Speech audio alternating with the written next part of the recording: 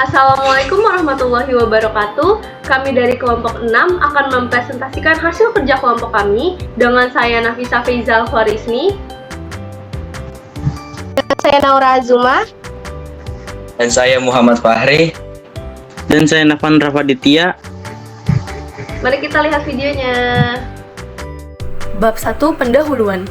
Public Relation merupakan hubungan masyarakat. Humas adalah salah satu aspek dari elemen organisasi untuk ikut serta membantu mengelola interaksi organisasi dengan komponen-komponennya. Public relation timbul karena adanya ketergantungan antar individu, individu dan kelompok, maupun antar kelompok dengan masyarakat. Kualitas informasi dan keintensifan komunikasi yang terjadi membuat hubungan dalam sebuah publik menjadi sesuatu yang sangat penting demi kelangsungan individu, kelompok maupun masyarakat. Hubungan yang sehat terjadi bila mana terdapat kepercayaan dari publik-publik atas keterbukaan dan kejujuran sebuah kelompok, organisasi maupun masyarakat. Pengertian humas di dalam masyarakat.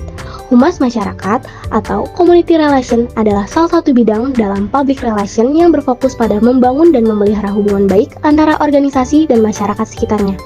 Tujuan utamanya adalah menciptakan hubungan yang harmonis dan menguntungkan bagi kedua belah pihak, serta meningkatkan citra positif organisasi di mata masyarakat. Pengertian humas atau organisasi. Humas adalah hubungan masyarakat yang artinya adalah suatu perkumpulan atau wadah bagi sekelompok orang yang bekerja sama dengan terstruktur dengan mencapai tujuan tertentu. Tujuan humas. Tujuan yang ingin dicapai dalam pekerjaan kehumasan tergolong dua golongan besar, yaitu A. Komunikasi internal, personil atau anggota institusi, meliputi yang pertama, menyediakan sarana untuk memperoleh umpan balik dari anggotanya. Yang kedua, memberikan informasi sebanyak dan sejelas mungkin mengenai institusi. Yang ketiga, menciptakan kesadaran personil mengenai peran institusi dalam masyarakat. Yang B. Komunikasi eksternal atau masyarakat. Yang pertama, informasi yang benar dan wajar mengenai institusi. Yang kedua, kesadaran mengenai peran institusi dalam tata kehidupan umumnya dan pendidikan khususnya. Dan yang terakhir, motivasi untuk menyampaikan umpan balik. Ciri-ciri humas. 1. Komunikasi dua arah seperti mendengarkan kebutuhan, keprihatinan, dan umpan balik dari masyarakat. 2.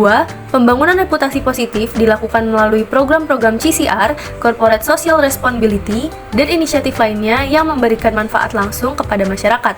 3. Bekerja sama dengan berbagai pemangku kepentingan seperti pemerintah lokal, organisasi non-profit, dan kelompok masyarakat.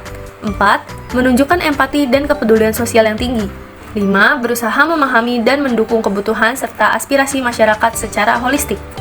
Ciri-ciri humas di dalam organisasi. Yang pertama, komunikasi yang dilancarkan berlangsung dua arah secara timbal balik. Yang kedua, kegiatan yang dilakukan terdiri dari penyebaran informasi, penggiatan persuasi, dan pengkajian pendapat umum. Yang ketiga, tujuan yang hendak dicapai adalah tujuan organisasi tempat PR menginduk.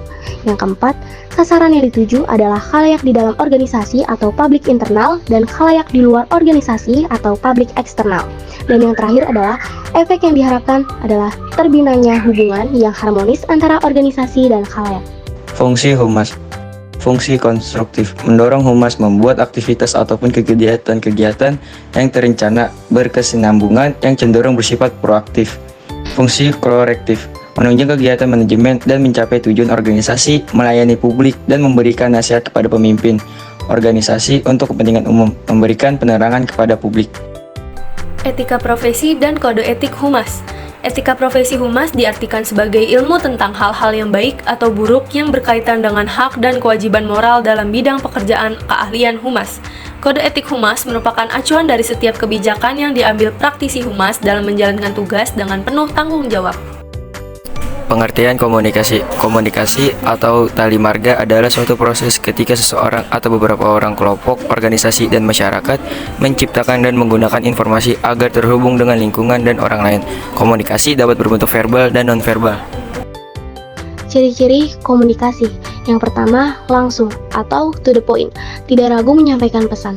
Yang kedua, asertif, tidak takut mengatakan apa yang diinginkan dan menyapa.